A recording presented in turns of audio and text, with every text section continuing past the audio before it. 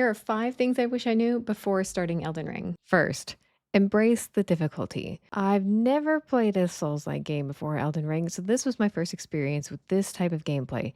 Elden Ring is designed to be hard. Don't be afraid to die in game. It's part of the learning process. Trust me, after hundreds of deaths, it's totally part of the process. Second, start slow and explore deep. Don't rush through the game. The one thing I heard people say most often when watching my playthrough is that they wish they could play it again for the first time. Take your time, explore, and discover its secrets. There are tons of hidden items, locations, and NPCs.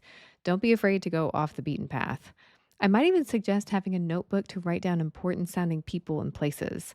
That being said, pay attention to the world's lore and dialogue. It can give you valuable insights and help you make better choices.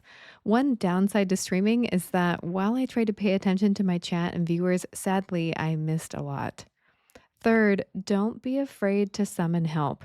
Using summons in Elden Ring is a fantastic way to overcome challenging encounters. I recommend experimenting with different playstyles and builds because there's no right way to play. Also, use the game mechanics to your advantage. Things like better equipment, summons, and spells are given to you to use in game to help. Everyone has a different playstyle, and if you're up for the challenge and don't want to use summons, that's totally up to you.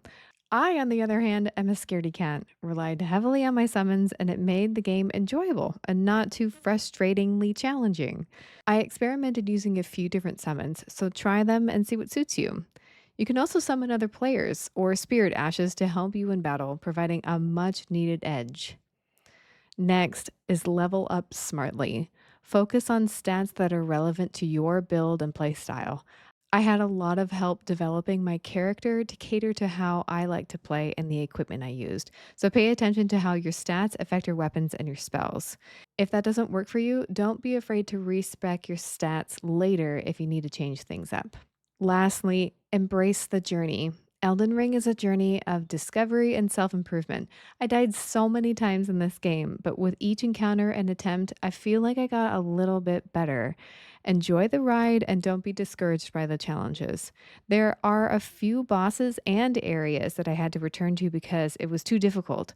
But after I leveled up a bit, explored different areas, and returned, I was able to overcome these challenges. All in all, take your time, explore, and above all else, have fun.